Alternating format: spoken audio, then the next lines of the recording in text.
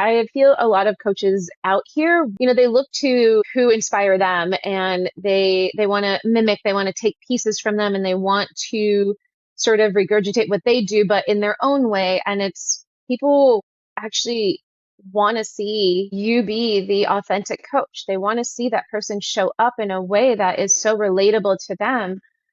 Welcome to Career Coaching Secrets, the podcast where we talk with successful career coaches on how they built their success and the hard lessons they learned along the way. My name is Davis Nguyen, and I'm the founder of Purple Circle, where we help career coaches scale their business to $100,000 years, $100,000 months, and even $100,000 weeks. Before Purple Circle, I've grown several 7- and 8-figure career coaching businesses myself, and have been a consultant at 2 career coaching businesses that are doing over $100 million each. Whether you're an established coach or building your practice for the first time, you'll discover the secrets to elevating your coaching business. Hey everyone, welcome to another episode of Career Coaching Secrets podcast. I'm your host, Regan, and today's guest is Linda Renez, a conscious wellness guide and founder of Conscious Consulting, where she helps individuals and organizations achieve clarity, alignment, and purpose through a holistic approach to growth and well-being. Linda blends human design insights with practical strategies, offering workshops, courses, and one-on-one coaching to help clients navigate life transitions, align their energy, and unlock their full potential. Her work empowers leaders and teams to make decisions with confidence, live authentically, and cultivate balance in both their personal and professional lives. And it's a pleasure for me to have her on the podcast today. Welcome to the show, Linda. Thank you very much for having me. Thank you for coming, Linda. I wanted to ask, when it comes to your coaching business and think about Conscious Consulting, it's been almost getting closer to 6 years since you started that. Yep, that's true. And throughout these 6 years and working with your clients and going through the coaching journey with them, what about it would you say you found most rewarding?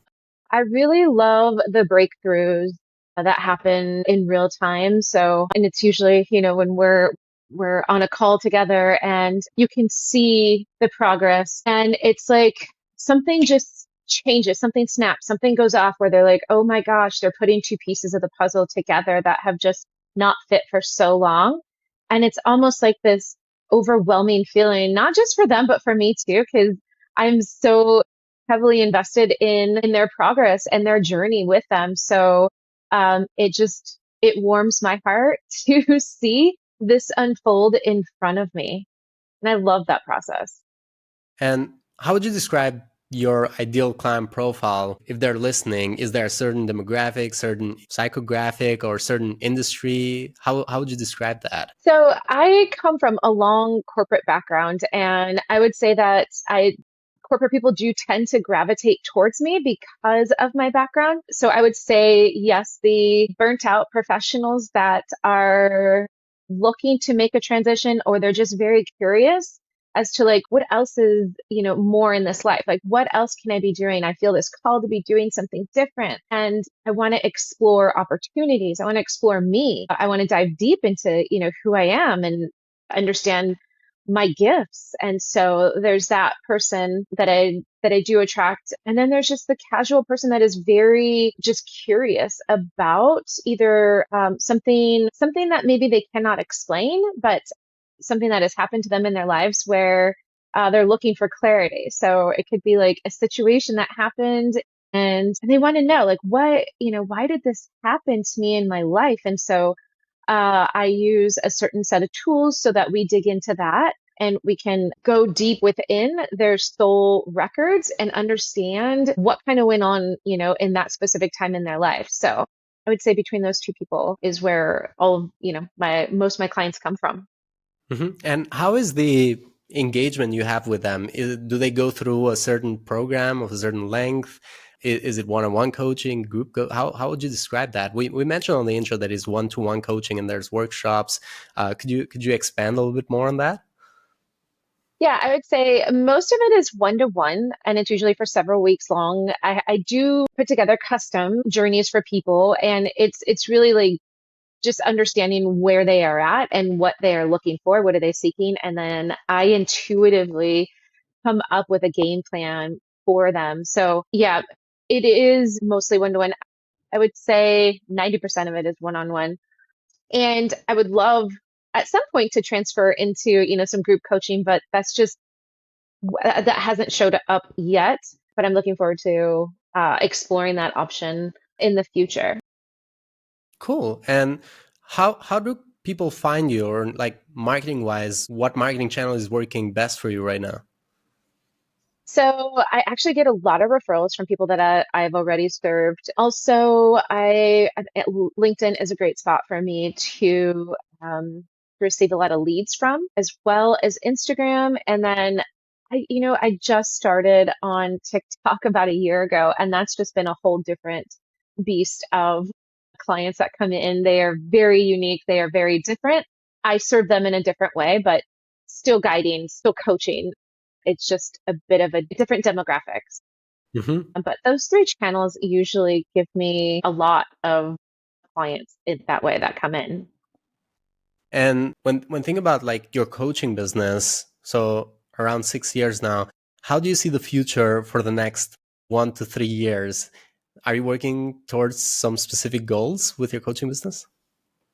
Oh yeah, absolutely. So, you mentioned groups and, immediately I think of stages. So I'm preparing myself to be in front of really large groups. So whether that be speaking at corporate events, speaking at retreats, but getting in front of more people and possibly, scaling back on one-to-one coaching because I do see myself serving more masses in a way it'll look a little bit differently, but the idea is that there will be healing involved on some capacity. So those details are all kind of just coming together for future plans.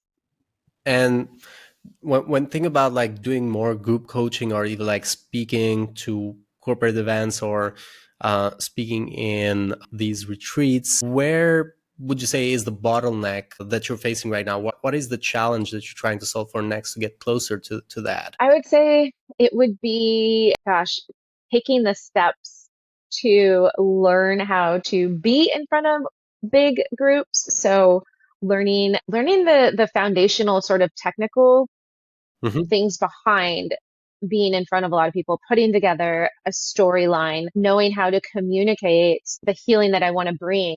Those components are not there yet. And I haven't jumped into those yet. So I would say the next thing is probably to be working with a coach or a mentor in the space of public speaking, in the space of large events, and knowing how to navigate that and getting myself in those rooms where I can have those conversations.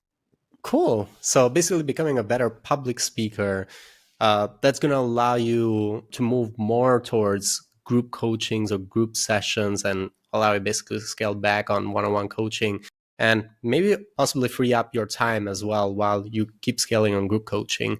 So it's a very good strategy. And right now, think about the last 6 years. What have been some investments that you feel very good about? Either you got a good return from, or you got to learn a lot? And what have been some investments that you've made that you don't feel so good about? Either you wish you had not done those investments, basically, if there's any of those.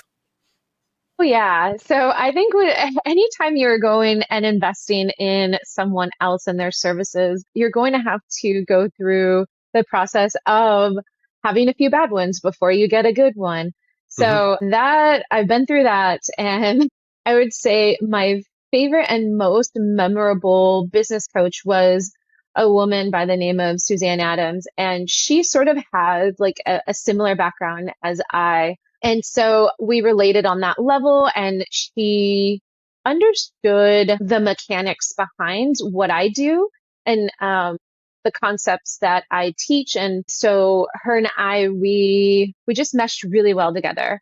And I loved what she was teaching.